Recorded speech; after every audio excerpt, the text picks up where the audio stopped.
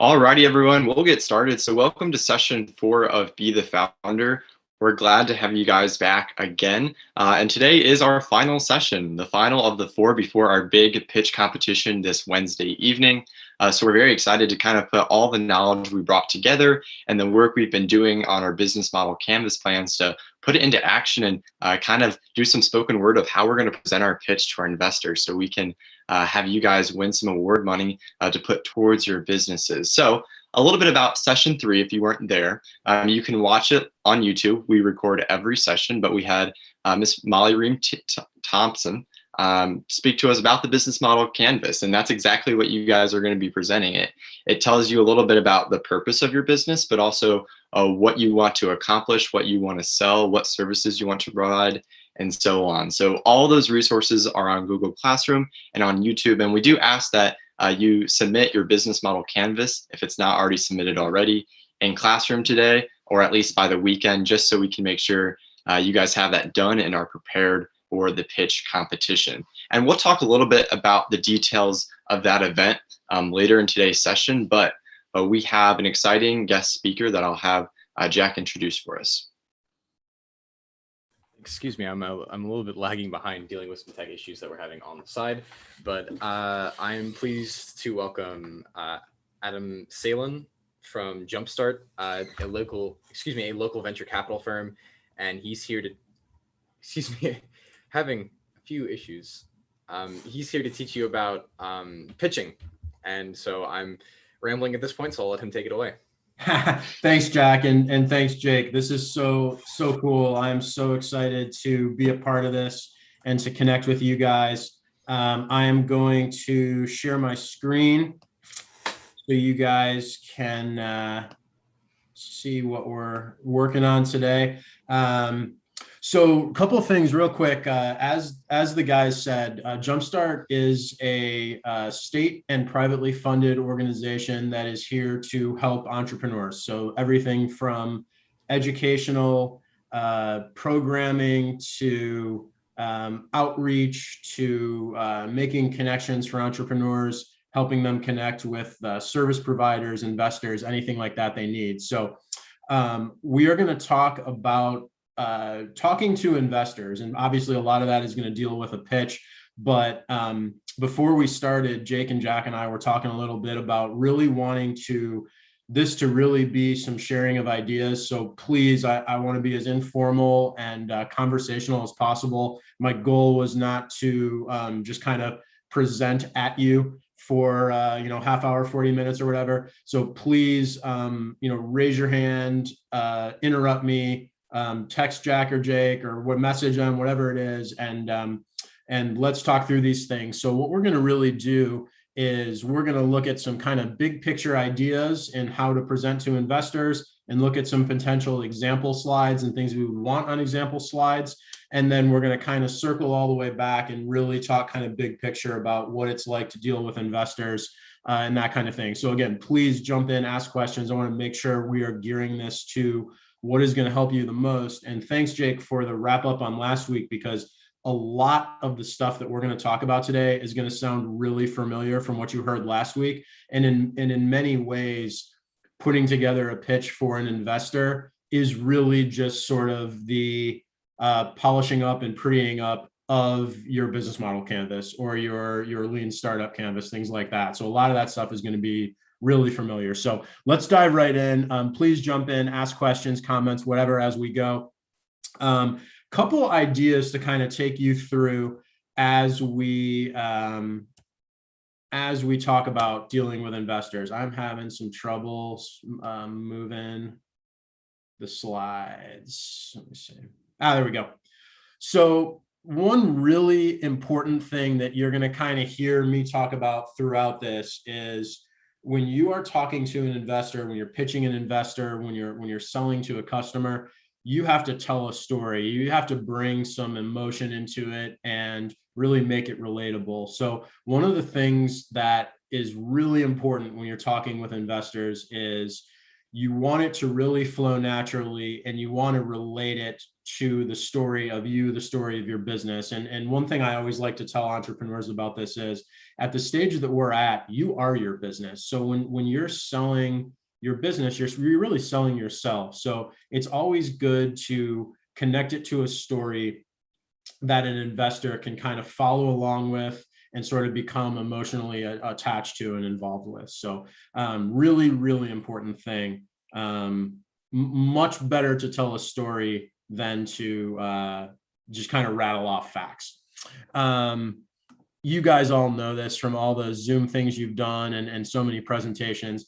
Obviously, less words, the better, truly. The less words, the better on the slides. We want to make sure that people are listening to you and not just reading what's on your slide. Even worse, and you guys all know this, but you should never be reading off of your slide. So really kind of big, important tip there.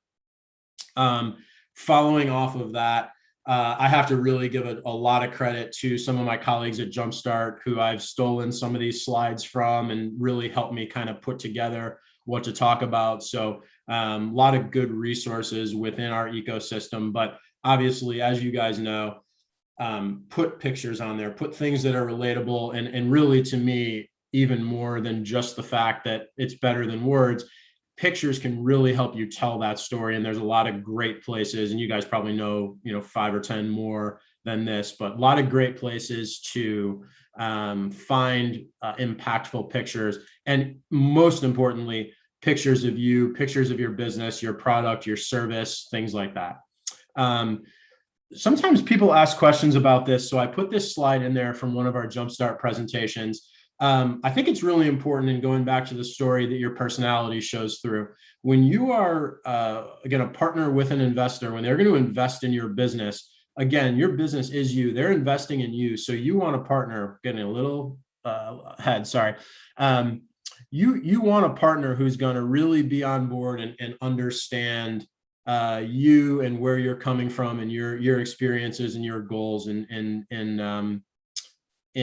managing, running, and eventually growing, scaling your business. So I am full steam ahead on, don't have to go crazy, but I think it's important that some of your character shows through.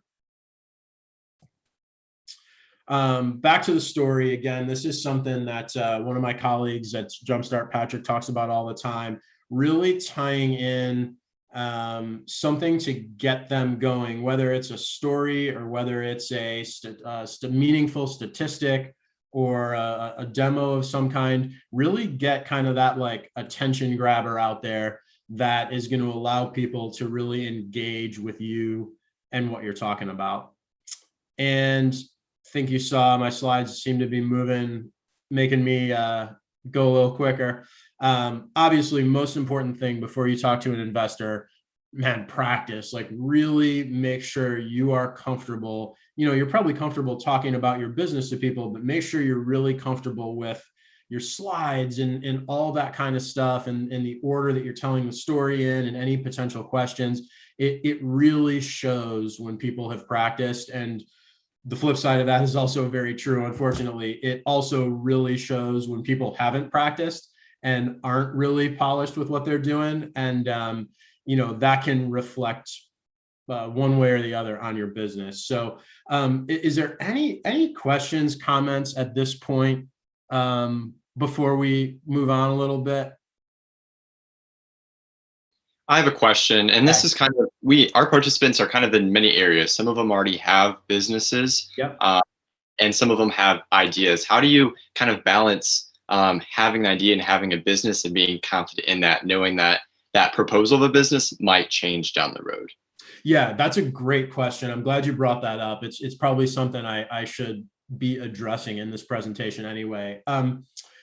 To me, and again, like, guys, all this stuff is my opinion, my set of experiences from dealing with the people that I deal with. I think that all businesses pivot, and that's a word that investors know and are very familiar with, and it's a word, obviously, that investors know and are very familiar with. So I think it goes back to the story, and so I think you can tell the story, and here's a great example, Jake, of a great way to tell a story, or to as a hook in the beginning of your pitch.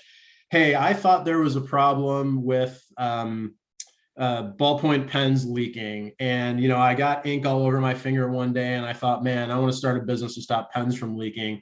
And after doing some research and talking to people and making a prototype, I realized that the bigger problem was X, and I pivoted my business, and now I'm doing this. And I may even pivot in the future to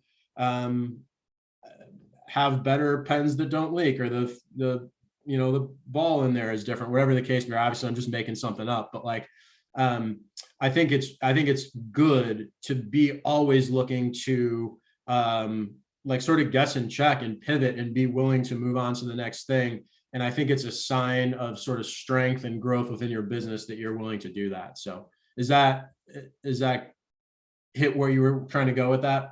Yeah, definitely. It's important to recognize that pivoting is a big part of, I think, the beginning of any business, because especially as young entrepreneurs, we face a lot more obstacles than anyone else in the industry. No question. And, Jack said something really interesting before we went live about, really, trying to help gain experience, because as a young entrepreneur, you have a lot of things going for you. You have great ideas, you have access to all these things, people, you know how to do research, you have energy to do all this stuff. But the one thing that you can't really have is experience until you have experience.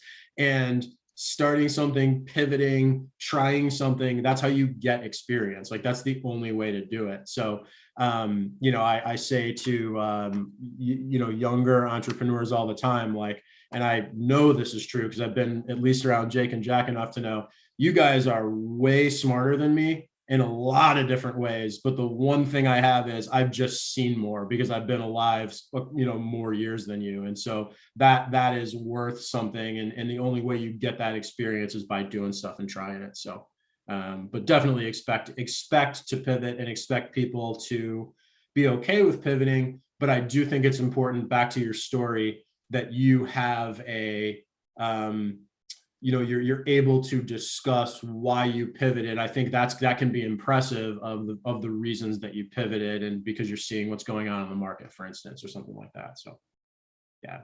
We also have a question in the chat, which is, what is the best way to keep your presentation natural? Yeah, great question. Couple things. One is practice, because, I'm not saying practice meaning be rote and robotic and act like, unnatural, but nothing comes across less natural than being uncomfortable and like not knowing what slide's coming next and not quite sure, like having to look back at your slides all the time. So practice is one. And the second one, it's kind of maybe seems like kind of a ho-hum answer, but truly, like, tying your presentation to you and your business and your story. That the most natural thing that any of us can talk about is us.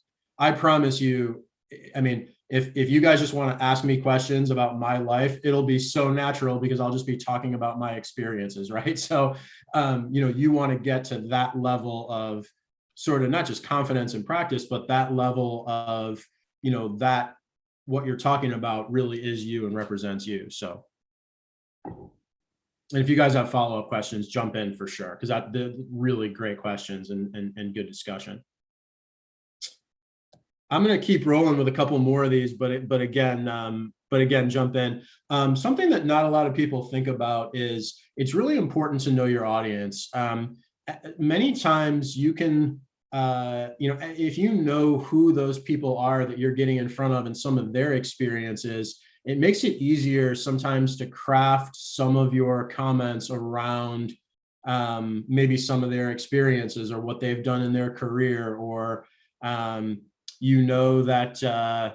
hey, this investor coaches a youth soccer team or something, and maybe you make a sports example and in answering some of their questions or something like that. So always worth kind of doing a little research and really understanding who it is that you're engaging with and where they're coming from. Like we talked about, if somebody invests in your business, they are now your business partner. Well, that goes vice versa. You're their business partner too. So really, really good to have a little of that in your back pocket. Another quick kind of tip here. It's very easy when you're in your business every day to get in the weeds and forget that this is the first or maybe the second time that somebody's ever hearing about what you're doing. So one way to sort of stay, what I guess I'll call kind of high level, is to make sure that you are putting one topic on a slide and not getting too complicated, too wordy, all those kind of things. I think really important. Another kind of subtle one here, and this might be something that we want to dive into a little deeper, but very subtle difference. But again, we talked about in the beginning, this presentation is really about answering some questions, but really just sharing some ideas and exposing you to some different things that you may or may not have heard. So as they continue to come up, you will have at least said, yeah, I mean, I've heard somebody talk about this before. I at least kind of know what you're talking about. So really important tip here of remember that when you're talking to an investor, there's a big difference between an investor and a customer, right? So, back to my goofy example about ballpoint pens. If I'm presenting to Jake and Jack to invest in my new ballpoint pen company, I'm not trying to sell them a pen, right? I'm trying to get them to invest in the fact that I can go out and sell 1 billion pens for $1, right? So really be able to separate the business from the product and be able to address each of them. And just real quickly, while we're on this slide, it says, stress the ROI. ROI stands for return on investment. And that's something that we'll get into a little bit later, but that is an acronym that you hear a lot in dealing with investors is ROI. How much money is the investor going to get back from investing in your business? So a couple quick tips that we got out of the way. The next bunch of slides are going to be kind of some example slides, but we're going to walk through them in sort of a general order that you may want to structure your slides in. And this is going to go back to probably what Molly talked about last week. A lot of the stuff that's on your business model canvas is going to go directly onto your slides and almost in that similar order. So we're going to kind of go through sort of a mock presentation that I've pulled together from a couple different sources. And again, so much credit to my friends and colleagues at Jumpstart for helping put this stuff together. So after we've kind of gotten introduced, you really got to get back to the basics of the slides that you're presenting to investors. We want to keep it really high level for them. So first thing we're going to talk about is in our slide presentation is what's the problem that exists, right? So, you can have a slide, maybe has a picture of you doing something. What problem are you trying to solve? And I think it's really important to talk about whether it's a good solution or not, that problem is being solved in some way right now, right? Hopefully what you're talking about is a better solution. But I think it's important when you address the problem that you're talking about how are you trying to solve it and what is the current status of that. And one thing real quick too, and talk about attention getting heading. The goal would be that your 5 or 6 slides that you're going to present to an investor, hopefully you can come up with a heading that's way more attention grabbing than what I'm about to show you: problem, solution, team, things like that. So use something that kind of goes back to your story and engages. So again, your solution, here's the problem, here's how it's being addressed right now. Here's our solution to the problem. Pretty clear cut.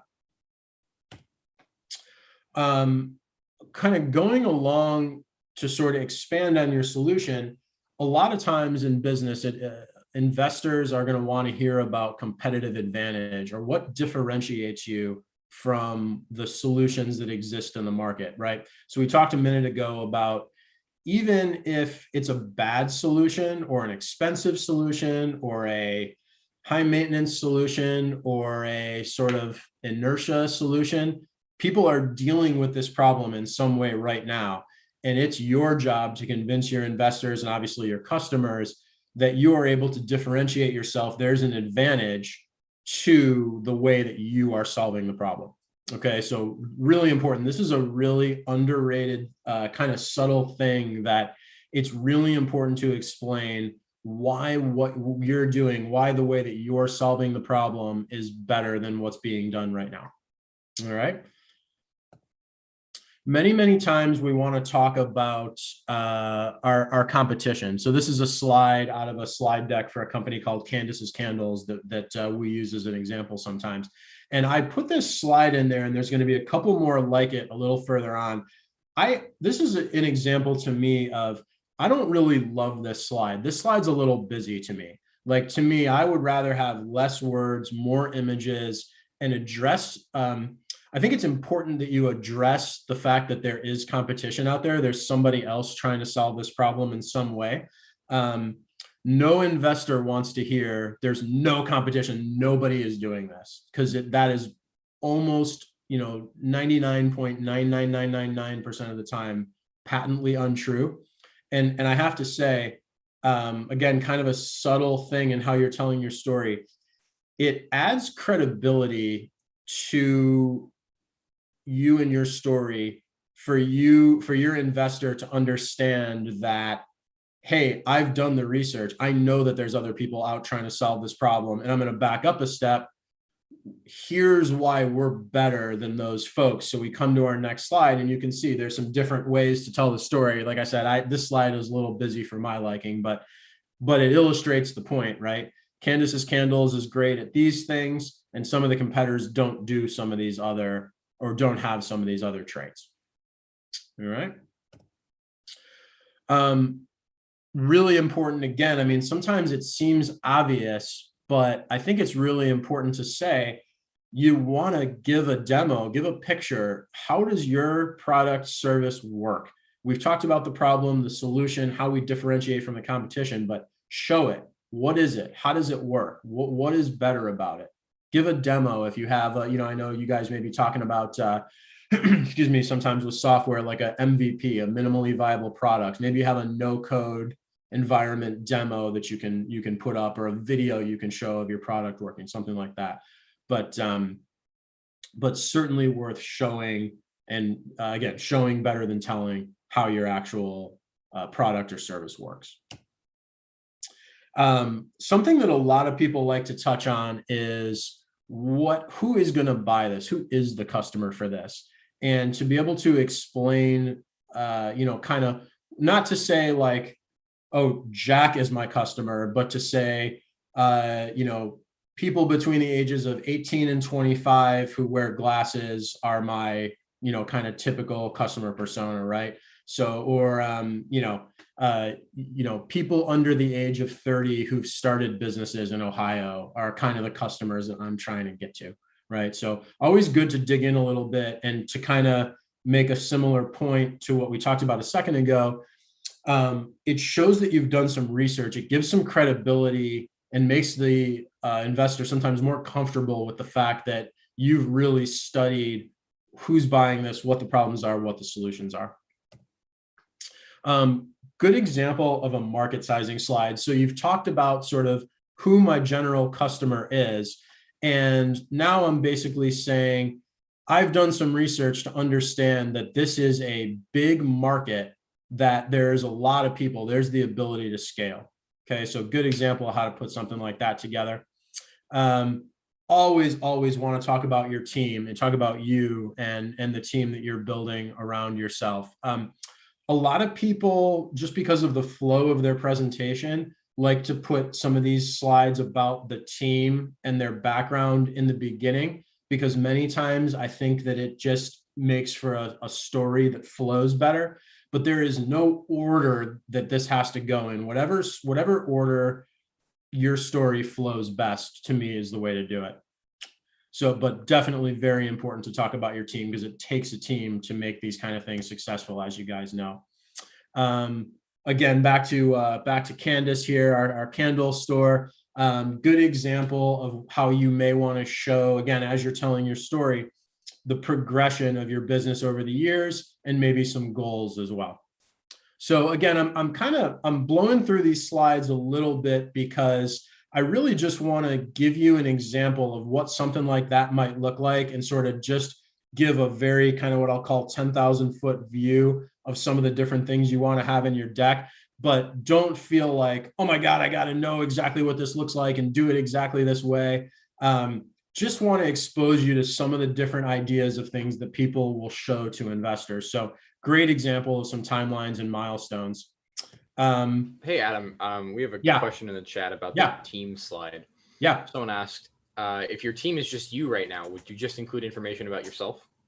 Yeah, I think that's a great question. I definitely would. I think it's great to give some background. Hey, I went to Perrysburg High School and I was in this club and played on this team and was in this theater production, or I've done this, this, and this. I play these games, and this is part of how I got my idea.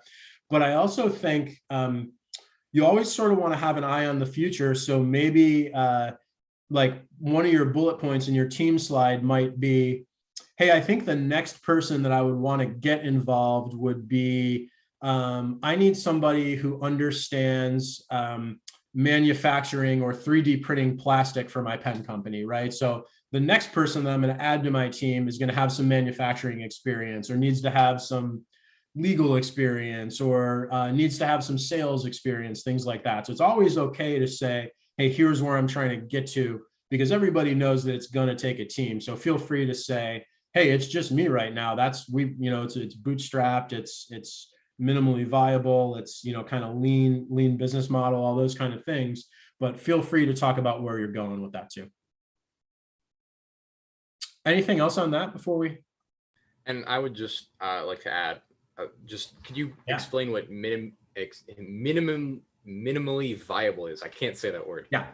Yeah. So there's a acronym in sort of especially the tech world, I would say, but in the entrepreneurial world, MVP, minimally viable product. And so basically what we're saying by minimally viable product is, in general, when you start a company, you always kind of go back to what we talked about before, sort of guess and check, pivot, all of those kind of things. If you have an idea, let's say all of us are going to start a company and we're going to build an app, maybe some kind of social networking app, so young entrepreneurs can connect and share ideas. I'm just obviously just making this up. Before we go and spend $500,000 to go build this out, we want to go test our theory, right? We want to go do customer discovery. We want to go do market research. We want to go validate our idea and talk to people and ask those questions.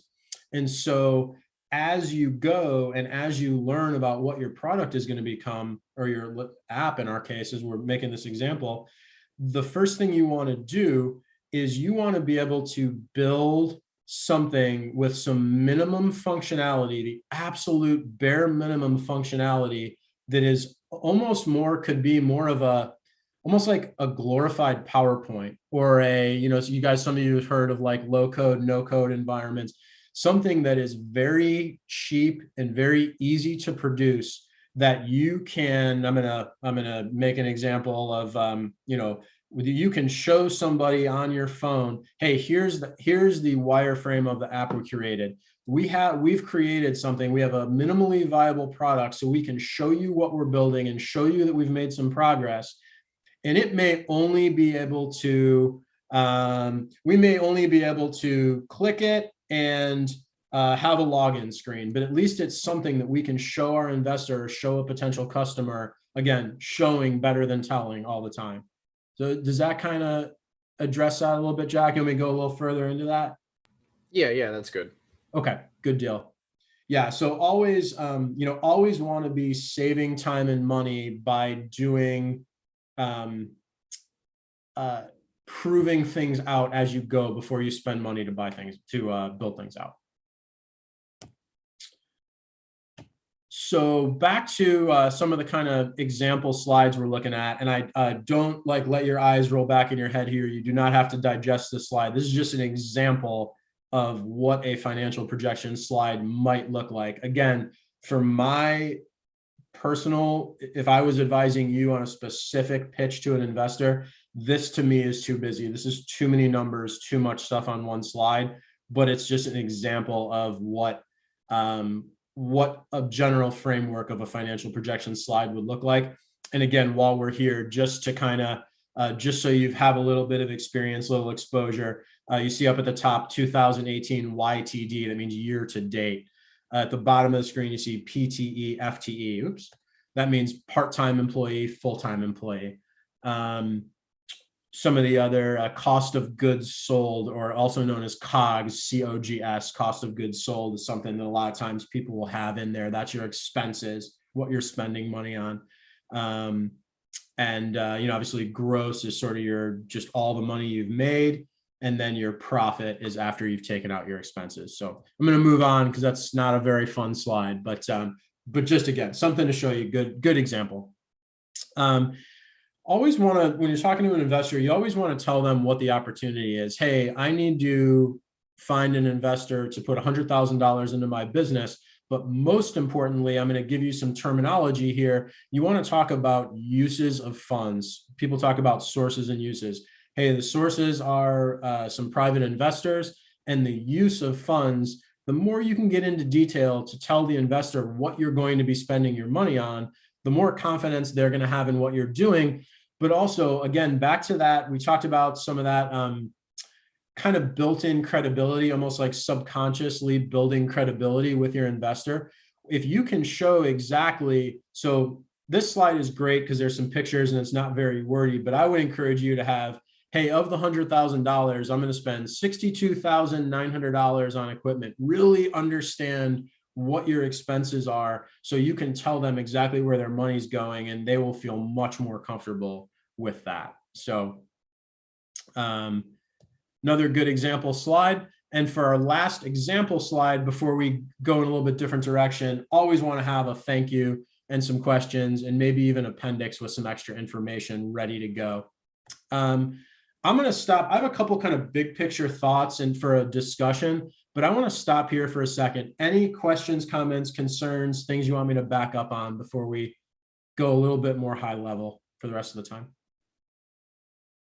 I would ask another question, Yeah. which is, what is arguably the most important thing you're looking for in a pitch? As an investor? Yeah. Well, let me answer that two ways. I mean, like from an investor psychology standpoint, I think one thing is investors are investing in you. They're investing in the team. There's a lot of great ideas. I mean, at least like in your head, think to yourself and like raise your hand in your head if you kind of get where I'm going with this. Like, I know that everybody on this call has thought of at least one thing, probably one thing in the last month, but at least one thing that they thought, oh my God, this is like $1 billion idea. Somebody should really do this, right? We've all had that thought. Ideas are cheap. It's execution that's hard. It's the ability for you to execute and solve that problem that is investable. And so the investor is investing in you and your ability to solve that problem. And so it's really important that they get comfortable with you, comfortable with the story, and really understand, who and what they're investing in. So that's kind of I guess I would say I don't know if it's left brain or right brain, but that's sort of my left brain answer. My right brain answer is, and this is also very important, big picture, high level, great question, because this is kind of where we're going to go. Guys, let's be honest. The investor wants to know how they're getting their money back and how they're going to make money. Okay, so you have to be able to demonstrate to them. That's why I'm going to skip back a few.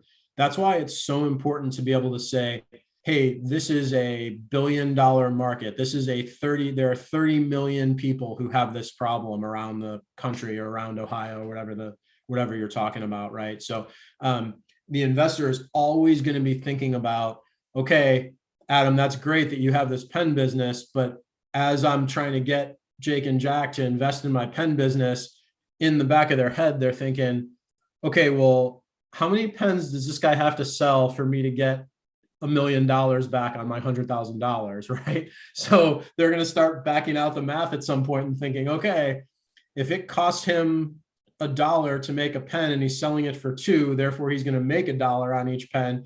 He's got to sell however many pens it takes for my share of the company to be worth $1 million, right? So I mean, there's sort of this this other conversation being had for an investor of he or she has to believe that you have the ability to execute on your idea and believe in you, that you're the right kind of person who can do that. But they also have to be sold on the fact that there is a logical, realistic way for them to get their money back. Cool. So there's a couple more questions, and I want to address those because they kind of go into what the pitch competition is. So one question is, do you think that the meetings on the show Shark Tank would be a good example of pitches? And I'll answer that by saying that this pitch competition is purely award-based, so it's not the general investor relationship. So our judges or investors aren't going to be giving you money.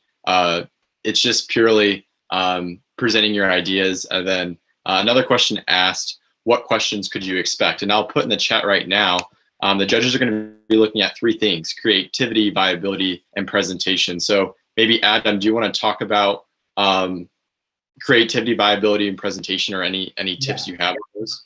Great segue. So let's unpack that a little bit, right? Like the most obvious thing is viability, which means, is this doable? Is this something that can make money? Is Adam actually going to be able to sell his pens and make money, and therefore be able to get an investor their money back and make money, right?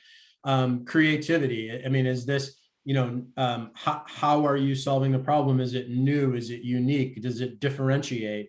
So those are the things that I would be thinking about, sort of, I would be pre-answering those questions as I was building my pitch, I guess I would say. And then the presentation was the third one, Jake? Yes. Yeah. Okay. So great. Like, hey, does your, do all your slides look like this and people are just, their eyes are rolling back in their head? Or do your slides look like this? Or do your slides look like this, right? Like, are they attention getting? And it obviously goes back to creativity a little bit too, but so I would be taking those three main topic areas and making sure that every one of your slides was at least kind of subtly, subconsciously addressing at least one of those areas for sure. And another question I have is, what are some examples of questions that you either get a lot or see a lot? Yeah, great question.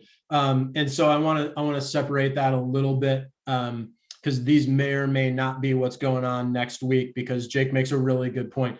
This is a pitch competition based around those three criteria. This is not a pitch for somebody, potentially writing you a check for $50,000 or $100,000 or something. So a lot of the good questions, I try to ask things that probe and tell me more about the person and the idea and the viability of it. So it may be something that talks about, hey, tell me more about what made you so interested in selling pens. Or it may be, hey, have you, how much can you sell a pen for? How much does it cost you to make a pen, right? So there's some sort of quantitative, very sort of numbers-driven questions. And then there's some sort of qualitative, hey, tell me more about this idea. Are you going to make pens with different color inks? Are you going to make erasable pens in your pen company, whatever it is, right? So, but to me, I think I try to always ask questions that just give me more insight into the ability of the team to execute. And I'm gonna actually move on to a different. I'm gonna come back to this one, but since we're talking about this particular question, I want to bring up another idea for you that I think really ties to this question well. So I want to talk about the idea, and this is not I just kind of made this up, of an information funnel, but as it relates to the questions you get asked, I think it's very important that when you talk to an investor, you are always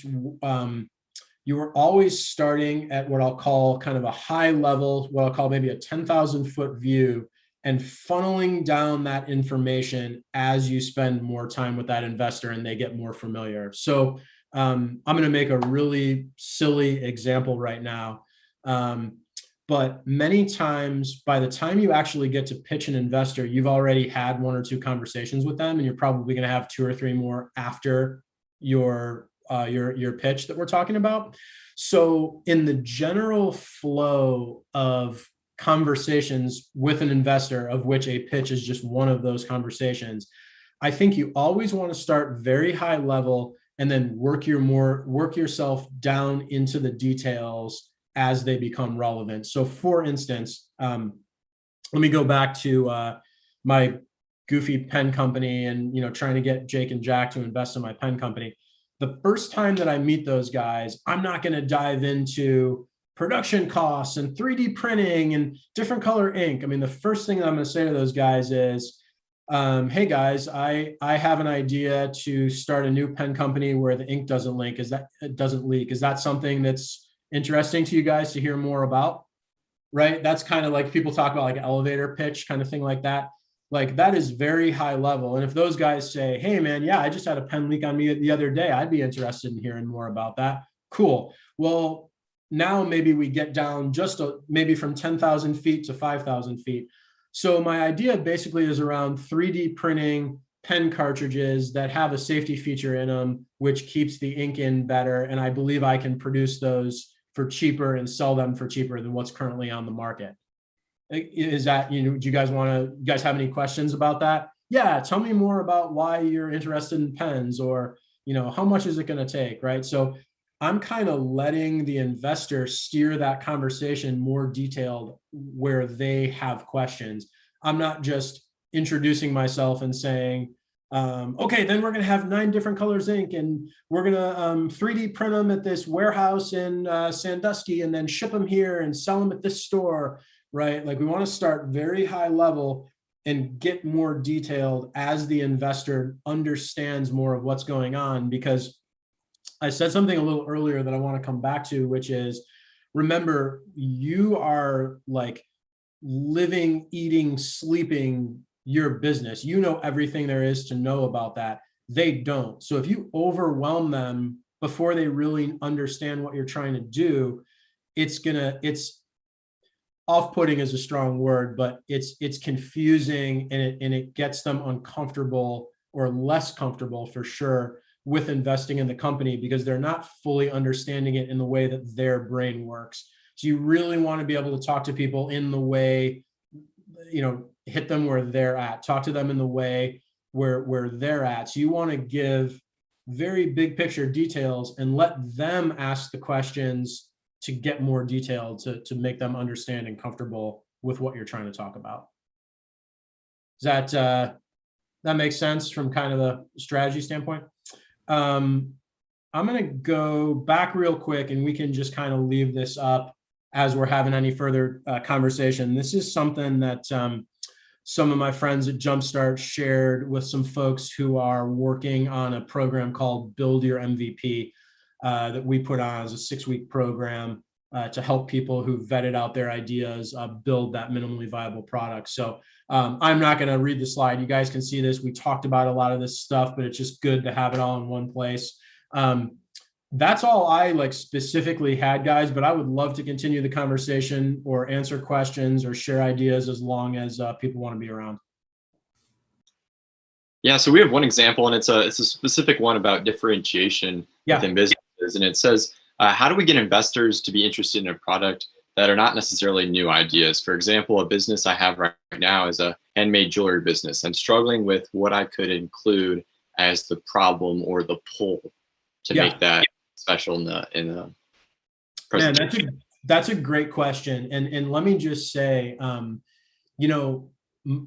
99% of businesses that are out there are not novel. They're not new and unique. They're not something different. People have been making pens for, I don't know what, 100 years, I don't know, whatever it is, right? So I think what you're trying to do maybe in that case is let's talk about this. Let's share some ideas. I mean, one thing that comes to my mind is why would somebody buy your jewelry instead of the X company's jewelry? Who are the competitors? What is it comparable to? Is it high-end jewelry that someone is going to buy your jewelry instead of going to a jewelry store? Is it something that's comparable to, like, we're going to test my not very deep knowledge of jewelry right now, but is it something that's similar to I just bought my nieces some bracelets from Pura Vida, right? Like, is it something similar to that? Is it something similar to trying to think of one of the other companies that they like? So what is it comparable to, and why is it better? What makes it stand out? Is there a story behind it? Are you sourcing all of your materials from sustainable sources? Are you giving part of your proceeds to jewelry makers that are from underserved markets or places or something? Is it are they all handmade? Is there only one of each kind? Is each necklace or bracelet you make 100% unique? There will never be another one just like that. So again, I'm just kind of making stuff up, but like, really dig in and think about, and the other idea that I'm going to put out there to kind of get at this question is, one really powerful way to get at that, because you are probably obviously so in the weeds with your business.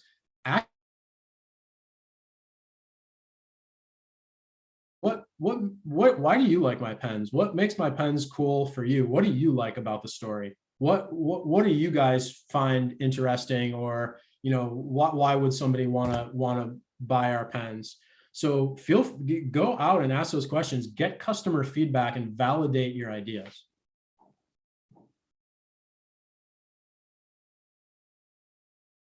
Yeah, so if anyone has any other questions, then definitely feel free to put them in the chat. Right now, I think we're going to go over a little bit of the pitch competition guidelines and rules. And then I have one more question for Adam, Jack. Just kind of a closing question. Yeah. Do you have one suggestion for youth entrepreneurs? I know this was kind of focused on presentation and pitches, but just generally in the Toledo, Northwest Ohio entrepreneurship community, what advice do you have for young entrepreneurs? It's just a really exciting time. I mean, I think the biggest thing I can say to you is keep going, take risk, try things, and pivot, and be willing to learn and adjust and move on to something better. Maybe it's a completely different idea, maybe it's a small pivot, but really put yourself out there and take risk and try different things. And I'm going to give you two, because I think it's really important. Number two, man, ask for help. There is so many resources out there. Ask people what they think. Ask people to connect you to other resources. Ask people, hey, where do I learn about building? Great example. Jack and I, before we went live, were just talking about like some resources to help build financial projections, right? So people are very, very willing to help young people, and people get really excited about hearing young people's ideas with this stuff. I know probably it doesn't seem like that sometimes, but I'm telling you, it's true. So go out there, try things, take risks, and ask for help. Tell your story, and build a team and get some help doing that.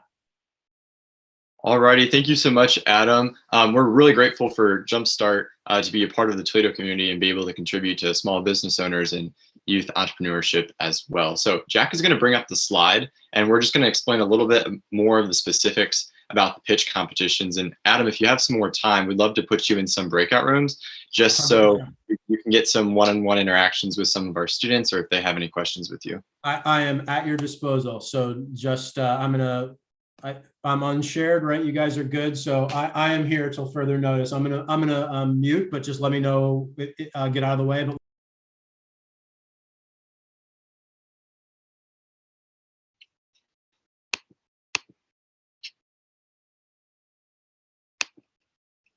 okay, so on the slide, we'll see some final details. Clearly, pitch competition is March 31st. It's this Wednesday from 7 to 8:30. And it's going to be a pretty strict schedule. So at 7, we'll start the pitch competition with each of the participants taking 10 minutes. And that's a number that can vary. If it goes short, that is completely fine. But we are going to cap it at a 10-minute discussion and presentation. And the first 5 minutes of those are going to be strictly presenting. So I know we had a question, is it going to be kind of like Shark Tank? Not necessarily. So I've watched Shark Tank many times, and they have a really short pitch, but then they kind of go back and forth with conversation and kind of the financials behind it. This competition is a little bit different. So you will have 5 minutes or however much time you want to present all of your ideas. And then there'll also be 5 minutes for questions. And Adam did a great job of explaining what questions they could ask. And it's really, the judges are gonna want to hear about you, your passion behind your business, and where you think it can go. And our presentation schedule will come out this weekend. So just make sure you're available between really 7 and 8. I think we'll have either around 6 to 8 presenters. So that really will equate to an hour if everyone has a 10-minute presentation. And then at 8:10, we'll have the award ceremony and announce our winners. And on the next slide, we'll be able to see, kind of out of order, but our awards. So first place will get $500, second place $300, and third place $200 to go towards your business. And the winner of those prizes will ask that you show advancement of your business proposal later in the year. So we'd love for you to still stay involved in Start Huddle, because there's great opportunity to get you more publicity and provide you more resources as well. And mentioned earlier in this session, our judges, we'll have 3 of them. We'll be evaluating based on creativity, viability, and your presentation. So the slide deck, how you're communicating, your verbal communication. And we encourage you to make your presentation unique. Everyone's is going to be different. Our criteria for judging and points is really broad, so that you can take aspects of the business model plan, what Adam just presented, and put it all into the points that you want to convey in your pitch. I think that's about it. Generally, I'll say that the Zoom call is going to be private, so the only people that are going to be in it are participants, me, Jack, and our judges, but it's going to be live streamed on YouTube for your family, our sponsors, and supporters to watch as well.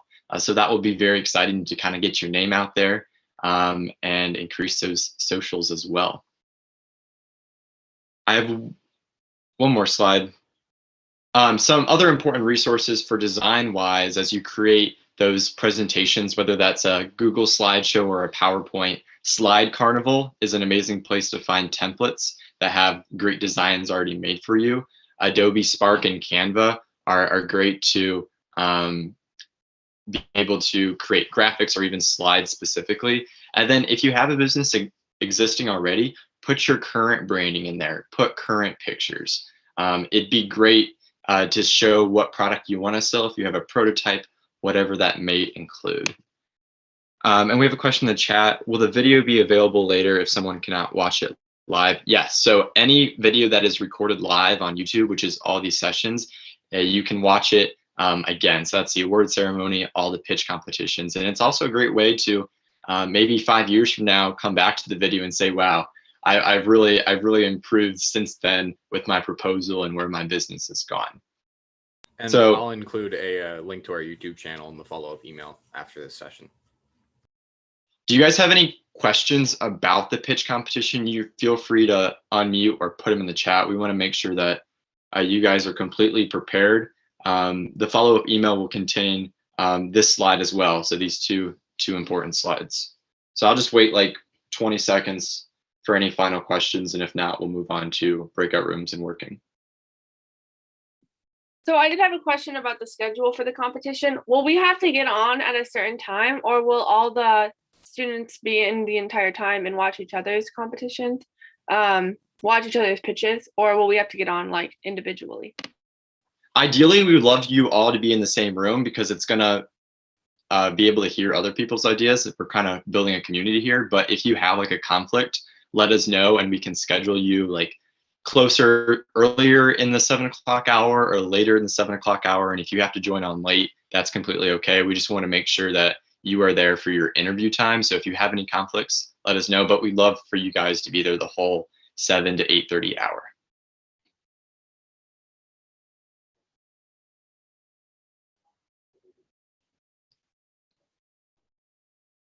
Oh wait, I think that might be it. So we'll transition into breakout rooms. So I know we have one team on today and the rest are individuals, Jack can configure those breakout rooms, and feel free to spend this time just working, asking questions with the other participants, and then Adam will be jumping around, engaging with you all, and feel free to ask him questions as well.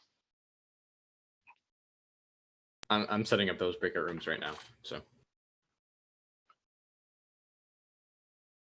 Oh, one more thing. I hope that everyone got their t-shirt. If they're not dropped off, they won't. They will be soon. They kind of look like this. Be the founder.